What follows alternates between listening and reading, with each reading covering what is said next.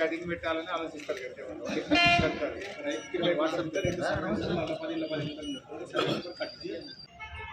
ఇవాళ గ్రామాల్లో ఏ నలుగురు రైతులు కలిసినా మాట్లాడుకుంటారు. ఈ గవర్నమెంట్ మంచిగా లేదు, మోసం చేసింది. ఈ గవర్నమెంట్కు వచ్చే ఎన్నికల్లో గట్టిగా బుద్ధి చెప్పాలని ఇవాళ రైతులందరూ కూడా ఎదురు చూస్తున్నారు. నిజంగా చెప్పాలంటే కాంగ్రెస్ పార్టీ తాను తవ్వుకున్న గ్యారంటీల గోయిలో తానే సమాధి అవుతున్నది. ఇక్కడ గ్యారంటీల వైఫల్యం ఎక్కడెక్కడో కాంగ్రెస్ గాయబ్ చేస్తున్నది. మహారాష్ట్రలో గాయబైంది, ఢిల్లీలో గాయబైంది, హర్యానాలో గాయబైంది. అంటే ఇప్పుడు ఎందుకు గాయబైంది? ఇక్కడ హామీలు అమలు చేయలేదు కనుక, ఇక్కడ ప్రజల్ని మోసం చేసింది కనుక.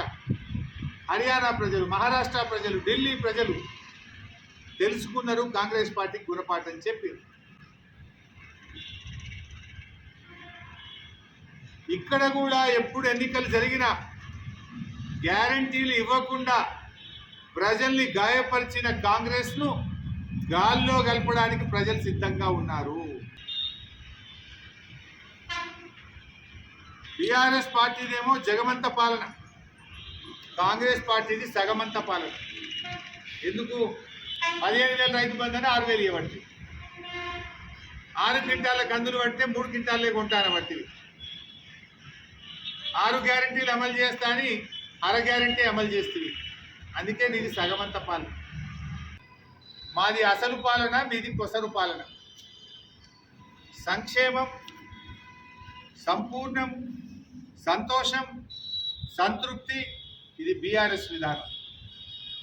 సంక్షోభం, అసంపూర్ణం, అసంతృప్తి, అసహనం ఇది కాంగ్రెస్ విధానం.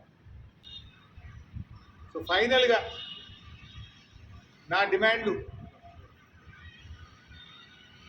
సన్నవడ్లు అమ్మిన రైతులకు వెంటనే ప్రభుత్వం బోనస్ డబ్బులు విడుదల చేయాలి. షరతులు కోతలు లేకుండా పూర్తి స్థాయి కందులు కొనుగోలు చేయాలి.